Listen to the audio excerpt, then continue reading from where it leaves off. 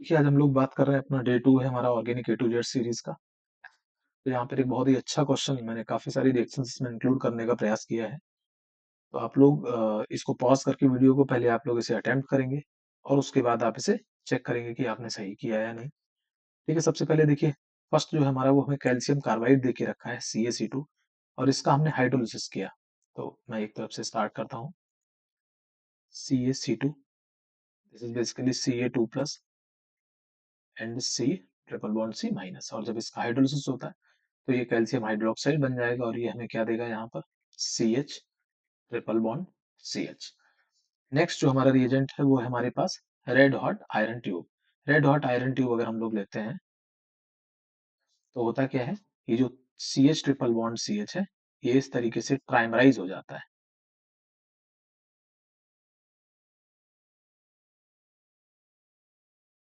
इस तरीके से ये यहाँ आ जाता है, ये यहाँ और ये यहाँ, और इसका काम क्या होता है, ये बेंजीन रिंग का फॉर्मेशन करता है। ठीक, नेक्स्ट जो है वो हमें दे के रखा है ओजोनोलिसिस। अगर हमने इसका कर दिया तो ओजोनोलिसिस हमने किस तरीके का रखा है इन प्रेजेंस ऑफ जिंक, तो ये रिडक्टिव ओजोनोलिसिस है। ठीक, रिडक्टिव में क्या होता है, केवल और आप इन सभी के सभी ओ को डबल बॉन्डों को कट कर देते हैं और सबको आप ऑक्सीजन प्रोवाइड करा देते हैं। तो हमें जो प्रोडक्ट ऑब्टेन होगा वो इस तरीके से हो जाएगा CHO और इसके 3 मॉलिक्यूल हमें ऑब्टेन हो जाएंगे। अगला आपको देके रखा है 50% NaOH। 50% NaOH, तो देखिए 50% NaOH जो होगा यहाँ पर इसके पास 0 अल्फा हाइड्रोजन है और अगर 0 अल्फा हाइड्रोजन है तो ये जो रिएक्शन है वो कौन सी हो जाएगी, कैनिजारो। कौन सी रिएक्शन हो जाएगी, कैनिजारो। कैनिजारो रिएक्शन में क्या होता है, एक जो एल्डिहाइड ग्रुप होता है वो आपका ऑक्सीडाइज हो जाता है और एक आपका रिड्यूस हो जाता है। तो एक डिसप्रपोर्शनेशन की रिएक्शन होती है, यहाँ पर हमारे पास एक जो मॉलिक्यूल है वो आपका ऑक्सीडाइज रिड्यूस हो जाएगा और एक यहाँ पर ऑक्सीडाइज हो जाएगा, COO- Na+ बना लेगा। उसके बाद देखिए आपको क्या देके रखा है यहाँ पर, red phosphorus over HI। Red phosphorus over HI जो होता है it is the strongest reducing agent. बहुत अच्छा रिड्यूसिंग एजेंट होता है। तो ये इसको सबको रिड्यूस करके नॉर्मली एल्केन बना देता है, so it will form ethane, 2 carbon का एल्केन ये बना देता है। उसके बाद आपको देके रखा है एल्कोहलिक KOH। एल्कोहलिक KOH के बारे में हमने अपने फर्स्ट वीडियो में भी डिस्कस किया था कि ये क्या करता है।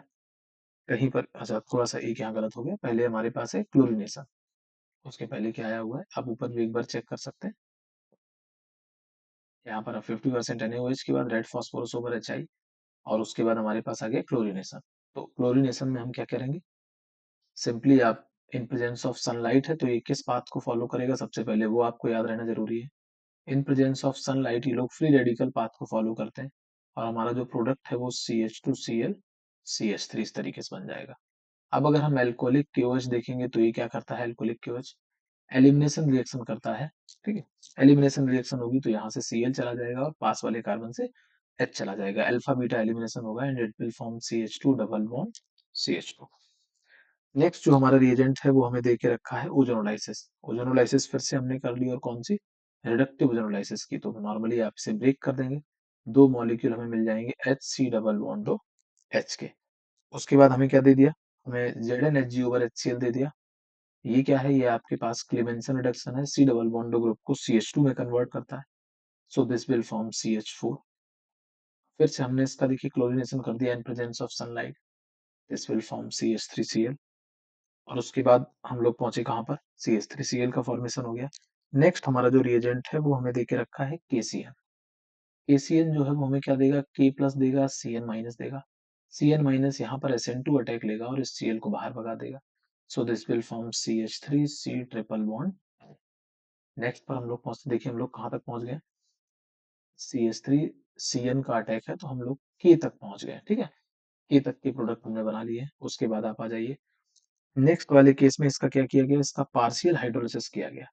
तो अगर हम साइनाइड का अगर पार्शियल हाइड्रोलिसिस करते हैं तो एमाइड बनता है और अगर इसका हम कंप्लीट हाइड्रोलिसिस करते हैं तो हमें क्या मिल जाता है, कार्बोक्सिलिक एसिड मिल जाता है। तो यहाँ पर हमने इसका पार्शियल हाइड्रोलिसिस कर लिया। ठीक है, एमाइड का फॉर्मेशन हो गया।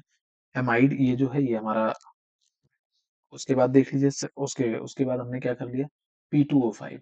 P2O5 क्या करता है, it is a strong dehydrating agent. फिर से यहाँ से पानी उड़ा देगा H2 यहाँ से और वो वहां से, और हमें same molecule CH3C triple bond and फिर से ऑप्टेन हो जाएगा। उसके बाद हमने क्या किया, इस बार हमने कंप्लीट हाइड्रोलिसिस कर दी, H2O in presence of H plus, acidic hydrolysis है और ये हमें 2 कार्बन का कार्बोक्सिलिक एसिड, देख लीजिए इस तरीके से एथेनोइक एसिड बना के दे देगा। नेक्स्ट हमारा जो है वो है NaOH over CaO, NaOH soda lime. तो ये सोडा लाइम डीकार्बोक्सिलेशन की रिएक्शन है, यहाँ से जो CO2 गैस है वो आपकी उड़ के चली जाएगी और टोटल मिला के आपके पास CH3 और H बचेगा, या फिर आप इसको CH4 लिखिए। देखिए फिर से हमारे पास मीथेन गैस आ गई यहाँ पर। नेक्स्ट में क्लोरीनेशन फिर से देखिए किया गया in presence of sunlight, so this will form CH3Cl। अगला है in presence of benzene, benzene पर अटैक कराना इन प्रेजेंस ऑफ AlCl3। तो ये क्लोरीन अपना लोन पेयर इस AlCl3 को देगा, AlCl3 एक लुईस एसिड की तरह यहाँ काम करता है, तो ये इसको भगा देगा, यहाँ पर एक इलेक्ट्रोफाइल जनरेट होगा जो कि होगा CH3 प्लस। ये जाकर इस कार्बन इस बेंजीन पर अटैक करेगा, ES फ्रीडल क्राफ्ट रिएक्शन है ये, this is Friedel craft reaction. Normally इस बेंजीन पर CH3 जो है वो यहाँ पर ऐड हो जाएगा, ठीक है।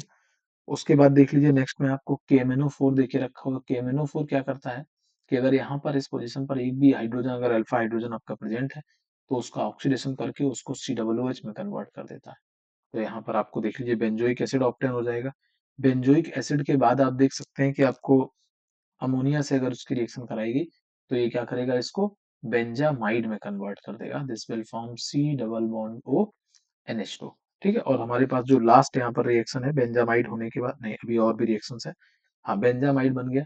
उसके बाद हम कहाँ पर पहुंचे, हम पहुंचे LiAlH4 के पास पहुंचे, LiAlH4। तो देख लीजिए LiAlH4 क्या करेगा, इसको रिड्यूस कर देगा, एमाइड को प्राइमरी एमीन में, साइनाइड को भी प्राइमरी एमीन में रिड्यूस करता है। तो यहाँ पर हमारे पास इस तरीके से CH2NH2 जो प्राइमरी एमीन है वो हमारे पास ऑप्टेन हो जाएगी। अच्छा नेक्स्ट में हमने क्या कर रखा है, MnO4 हो गया, ये हो गया, हाँ NaNO2 over HCl, NaNO2 over HCl। तो NaNO2 ओवर HCl अगर हम लोग देखते हैं तो ये क्या करेगा, यहाँ पर N2 प्लस Cl माइनस पहले तो बनाता है, ये BDC बनाता है, लेकिन 0 to 5 डिग्री ये वाला बिल्कुल भी स्टेबल नहीं होता है, ठीक है। केवल और केवल जो एरोमेटिक टाइप के होते हैं बस वो 0 to 5 डिग्री में स्टेबल होते हैं। तो ये डायरेक्टली क्या करता है, यहाँ से एल्कोहल का फॉर्मेशन कर देता है, CH2, पहले यहाँ N2 प्लस Cl माइनस बनेगा, फिर पानी अटैक कर देगा तो डायरेक्ट ये एक एल्कोहल का फॉर्मेशन कर देता है। उसके बाद हमने इसकी रिएक्शन किससे कराई, PCC से कराई। ये होता है प्रीडिनियम क्लोरोक्रोमेट। तो ये क्या करेगा, आपके पास इसका ऑक्सीडेशन कर देगा और इसको ऑक्सीडाइज करके क्या बना देगा, यहाँ पर एल्डिहाइड बना देगा, एक माइल्ड ऑक्सीडाइजिंग एजेंट है। प्राइमरी अल्कोहल से एल्डिहाइड बनाता है, 2 डिग्री अल्कोहल से कीटोन बनाता है, ठीक है। उसके बाद हमें क्या देके रखा है, हमें कंसंट्रेटेड NaOH देके रखा है। इसके पास यहाँ पर नो अल्फा हाइड्रोजन, तो ये देखिए फिर से हमारे पास कैनिजारो रिएक्शन हो गई। 2 मॉलिक्यूल हमें यहाँ पर ऑप्टेन होंगे, एक तो हमारे पास रिडक्शन हो जाएगा, एल्कोहल मिल जाएगा, प्लस एक ऑक्सीडेशन, ये एक डिसप्रोपोर्शनल रिएक्शन होती, तो यहाँ पर COO minus Na plus COONA एक सॉल्ट बन जाता है क्योंकि मीडियम बेसिक है, ठीक है। ये सॉल्ट हमारे पास बन गया। उसके बाद हम इसकी रिएक्शन किससे करा सकते हैं, कुछ और हमारे पास रिएजेंट देखे रखा, यहाँ पर एक बार देख लेते हैं कि हमने LiH4 ले लिया, NaNO2 कंसंट्रेटेड NaOH ले लिया, और उसके बाद हमने KMnO4 ले लिया। KMnO4 बेसिकली क्या करेगा, यहाँ से हमें इस वाले प्रोडक्ट को, अल्कोहल वाले प्रोडक्ट को लेकर प्रोसीड करना है, ये चीज ध्यान रखना। KMnO4 इसको फर्दर ऑक्सीडाइज कर देगा और इसको क्या बना देगा, कार्बोक्सिलिक एसिड बना देगा, ठीक है। KMnO4 के बाद हम इसकी रिएक्शन अमोनिया से करा रहे हैं, अमोनिया के प्रेजेंस में हीट करेंगे तो ये क्या बना देगा, इसको एमाइड बना देगा। और लास्ट जो हमारी रिएक्शन है वो है Br2 over NaOH, this is Hoffmann bromide, ठीक है, सॉरी हॉफमैन ब्रोमाइड रिएक्शन है ये, ठीक है। तो ये करता क्या है, CONH2 का ये जो C डबल बॉन्ड है वो यहाँ से उड़ा देता है और ये आपको एक प्राइमरी एमीन बना के दे देता है इस तरीके का। ये देख लीजिए एनिलीन आपका आपको ऑप्टेन हो जाएगा, यही हमारा फाइनल प्रोडक्ट होना चाहिए, ठीक है। ये हॉफमैन ब्रोमाइड रिएक्शन है। आज के लिए इतना ही है, यही यही हमारा ZZ प्रोडक्ट है। एक बार इसका रिव्यू ले लेते हैं कि हमने क्या क्या किया। सबसे पहले हमारे पास कैल्शियम कार्बाइड था, कैल्शियम कार्बाइड का देखिए हमने हाइड्रोलिसिस किया, तो हमें क्या मिल गया, हमें मिला एथाइन मिल गया यहाँ पर, ठीक है। एथाइन का हमने क्या किया, रेड हॉट आयरन ट्यूब से उसे पास किया तो बेंजीन रिंग का फॉर्मेशन होता है।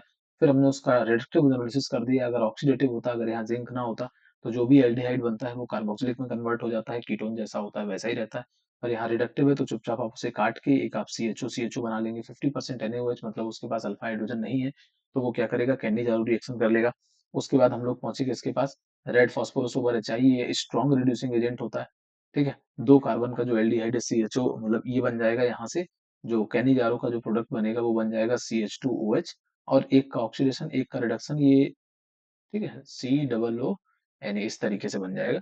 और रेड फास्फोरस सुपर HI इन दोनों को ही रिड्यूस करके एल्केन बना देगा, नॉर्मली 2 कार्बन का एल्केन बन जाएगा।